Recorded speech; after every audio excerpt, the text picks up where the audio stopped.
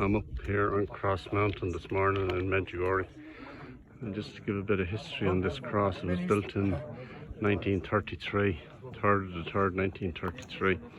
And to put it in context, this is a tough climb up. Now in comparison with Crowpatrick it's easier, but it's still a tough climb. So the people of the time had obviously very deep faith and were blessing their whole area, because this looks down right over the whole valley, and it's really powerful and it stands out. They used to light it up, but for some reason it's not lit up anymore. But to put it in context, there's huge crowds coming up here, and it's only around 8 o'clock in the morning. So imagine the numbers that will come up here during the day. The crowds are starting to come. So just a lot of people are against Medugorje, but just to witness for myself the crowds that come here and the prayers that are said on Cross Mountain, on Adoration Hill and Blue Cross, in the church, all the masses in the church. The church simply isn't big enough anymore,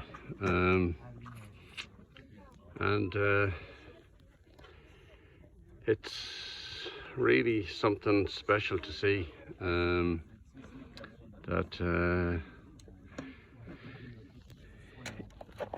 So like, whether you agree with the messages or not, now I don't see anything wrong with the messages, and clearly they have a bishop here, Bishop Aldo, who clearly seems to support it. He's very involved here, and he's been sent here by the Vatican to keep an eye on it.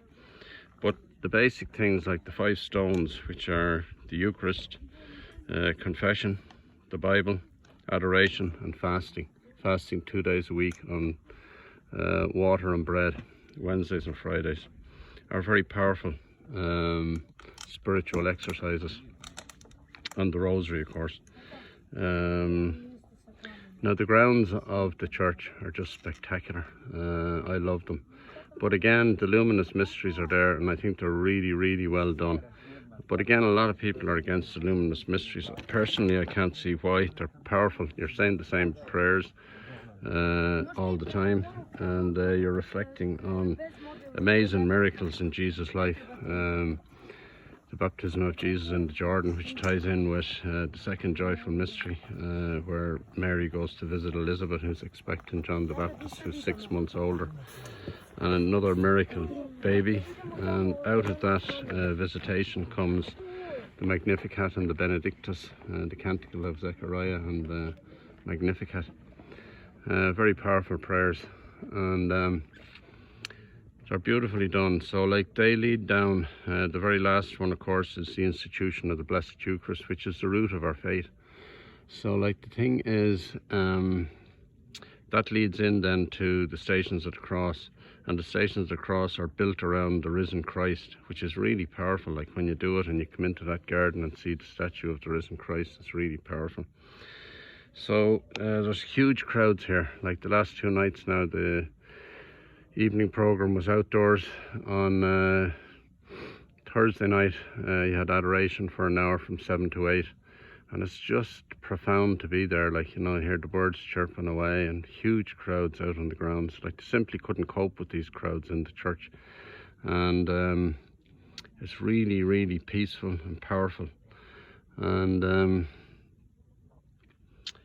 so last night it was the exaltation of the cross, and again, very big crowds. Probably not as big as Thursday night, but very big crowds at the same time that you wouldn't have coped with in the church, I don't believe. And like, the one thing from all the testimonies that I've watched about Medugorje is that peace, and you can feel that peace here. It's beautiful, and you're meeting people from all over the world, all people similar to yourself with faith. And so that's very powerful. So Adoration Hill, again, the amount of people going up and down there praying the rosaries and that is really powerful. And the same at the Blue Cross.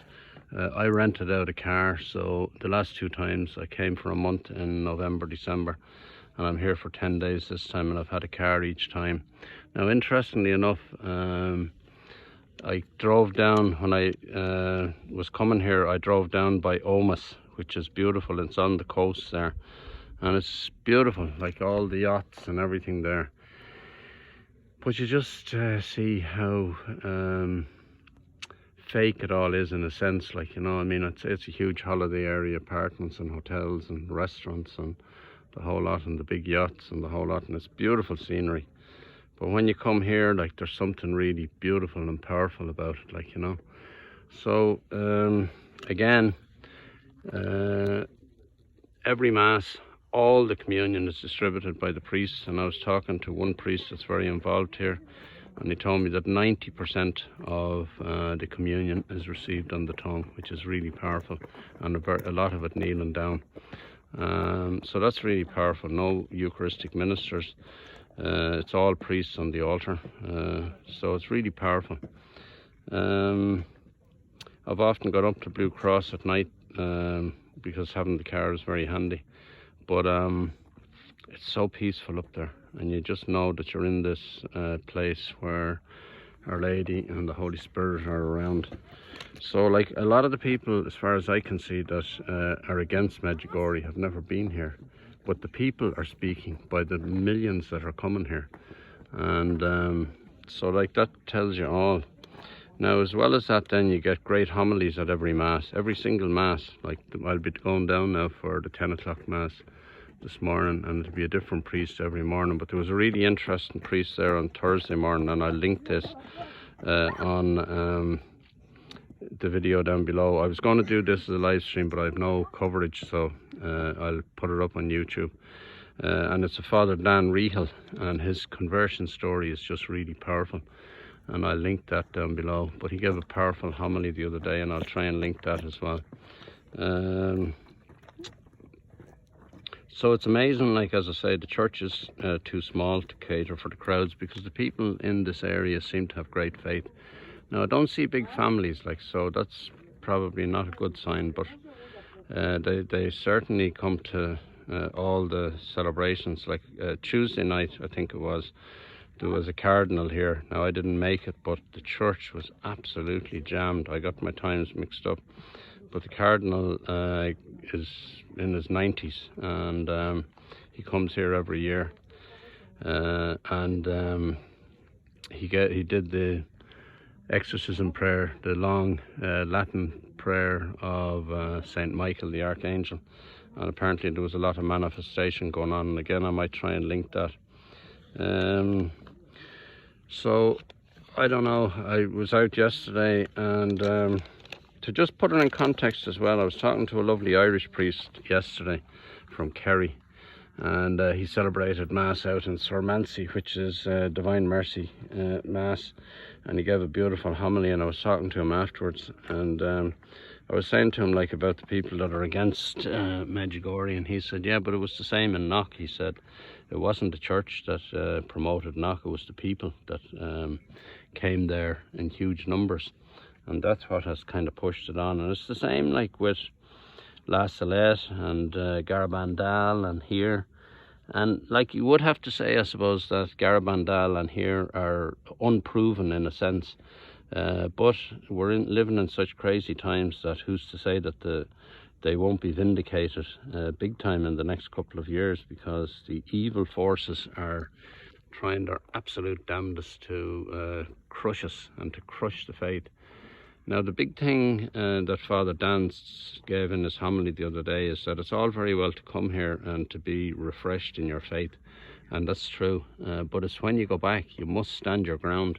And especially with all the ideologies that are coming in, especially for schools, the RSE programs and all, I mean, people are going to have to man up and stand up, like, and especially the men.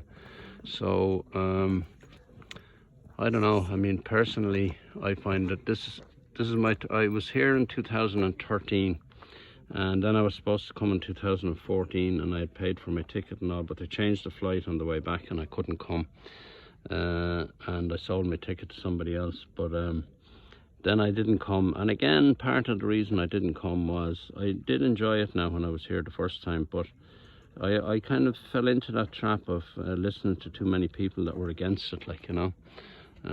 But looking at testimonies here, the testimonies are powerful. Like Father Leon told me one day that there's over 800 vocations have come out of Medugorje, and Father Dan that I linked down below is one of them. Father Leon is another.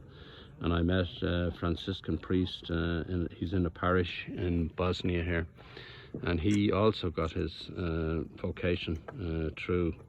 So they're just 3 that I know of off the top of my head. But apparently it's in excess of 800, and not all of them are even recorded at that, like, you know, but they're the ones that are recorded as getting their vocation from Medugorje. So like, there's a power, there's a huge power of Our Lady and the Holy Spirit here. So it's hard to ignore that, like, you know. So like, judge for yourself, like, you know. I mean, the thing I would say to anybody is come and see it yourself. And the amount of confessions is just simply incredible. Like, the number of priests that are there in every language, hearing confession every night. When the evening program starts at 5 o'clock, you have confessions, you have rosary, then you have evening mass, Croatian mass, and then if there's adoration or exaltation of the cross, that's on after that. So it's really powerful. Now, the one thing I would say about here and about Knock is that there isn't enough adoration going on. There should be perpetual adoration in this place, and they'd have no bother filling it. But they only have constant adoration for 3 hours, 2 to 5 every day. That's not enough. So hopefully they will do something about that, like, you know. Okay, God bless, and judge for yourself, like, you know. I mean, the thing is, just meeting people that have deepened their faith by being here is powerful. God bless.